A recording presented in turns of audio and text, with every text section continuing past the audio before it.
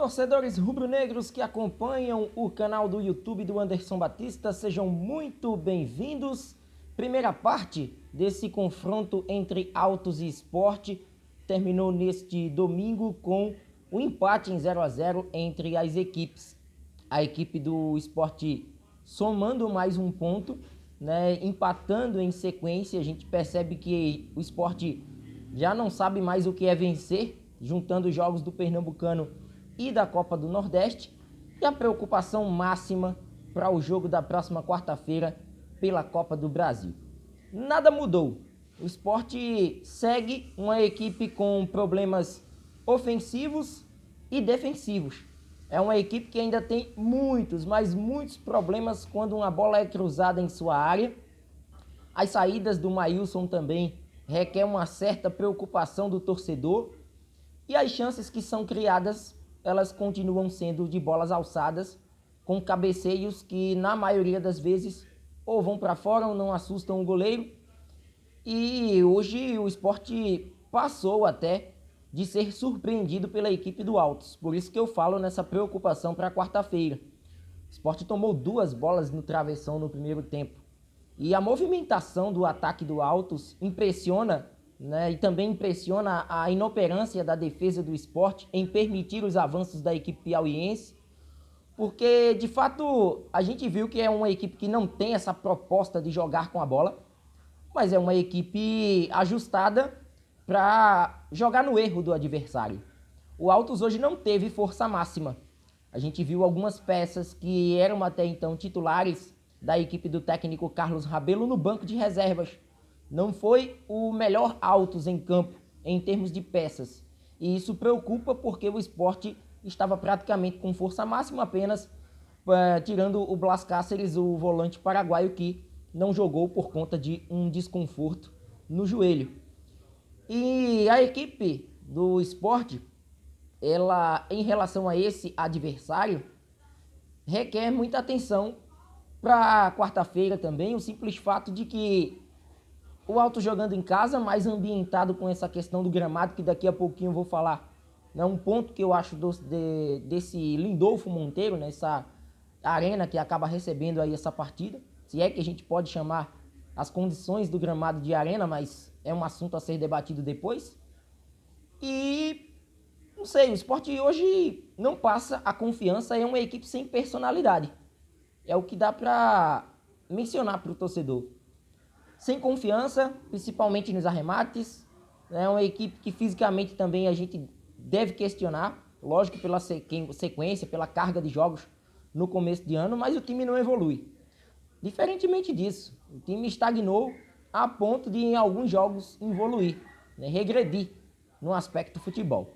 Sobre essa questão de gramado que tinha torcedor falando, porque o Lindolfo Monteiro é um estádio que não dá as devidas condições para troca de passes, para um jogo mais técnico, com a bola no chão. O Sport teve 2 oportunidades nesta temporada em jogar em arenas que receberam a última Copa do Mundo no Brasil. A Arena de Pernambuco perdeu para o Retrô por 2-1, num futebol pobre tecnicamente, mesmo com um gramado em condições. E contra o Ceará na Arena Castelão foi do mesmo jeito. O Sport não fez uma boa partida, diferente. O Sport acabou tomando sufoco do Ceará durante praticamente os 90 minutos e foi uma equipe permissiva na ocasião.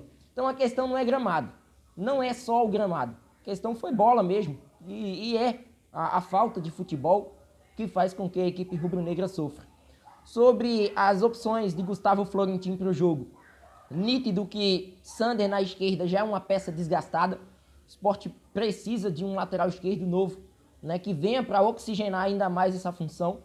Não entendi a escolha do Ítalo, e muitos podem até citar, Anderson, mas não gosta de jogadores formados em casa. Gosto sim, gosto muito quando surgem peças oriundas das categorias de base do Sport que vêm para a equipe principal e que acabam assumindo esse protagonismo na equipe. Mas hoje Ítalo não está pronto. Eu enxergo o Ítalo como um atleta ainda em amadurecimento e que vai precisar de partidas com um cunho técnico menor para assumir essa titularidade. E também não entendo a não escalação do Bruno Matias. Com a contratação feita, um segundo volante, pode atuar como terceiro homem de meio, se parece muito com as características do Blas Cáceres. Ele coloca o Pedro Nares, uma boa, tá precisando de ritmo e é um jogador da posição. Mas para colocar Ronaldo no segundo tempo, a gente percebe que já não tem mais aquelas opções, peças que possam modificar o panorama da partida e fica batendo na mesma tecla de jogadores que a gente sabe que não vai funcionar, não vão encaixar no esquema. E passa a impressão para o torcedor que Gustavo Florentin está perdido. Não à toa, hoje ele promoveu 4, não uma, não duas, mas 4 modificações de uma vez. Tira lateral, tira atacante e são substituições 6 por meia dúzia. Você tirar um centroavante por outro, um lateral por outro.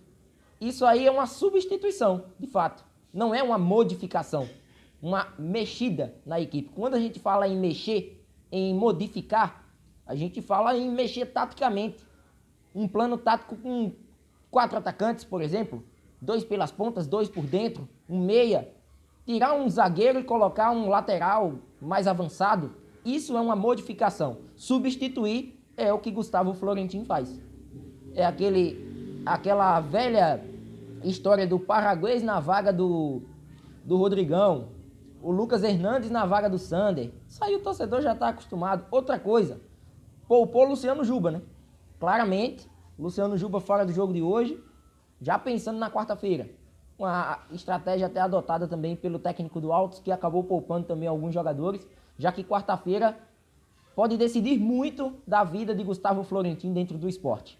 Se um resultado negativo vir, mais uma vez, pelo 4º ano consecutivo na Copa do Brasil em sua primeira fase, provavelmente o paraguaio não comanda mais a equipe rubro-negra. Eu não descarto essa possibilidade, e essa possibilidade foi levantada, inclusive, na derrota para o Botafogo da Paraíba na última quinta. E agora é um jogo onde vale uma classificação para uma fase onde o esporte não frequenta há 3 anos, que é uma segunda fase de Copa do Brasil.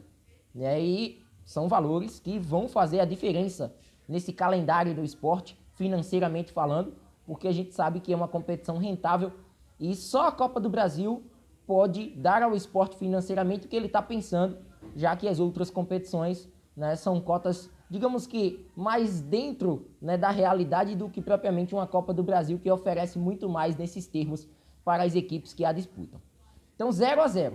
O alerta ainda segue ligado. A atuação não mudou, a equipe ainda segue com problemas e a gente vai aguardar para quarta-feira para ver o que é que essa equipe pode melhorar contra esse mesmo adversário, neste mesmo local, só que por uma competição mais importante. Se inscreve no canal, ativa o sino das notificações, dá muito like nesse vídeo, a gente vai se falando. Forte abraço a todos e até a próxima. Valeu!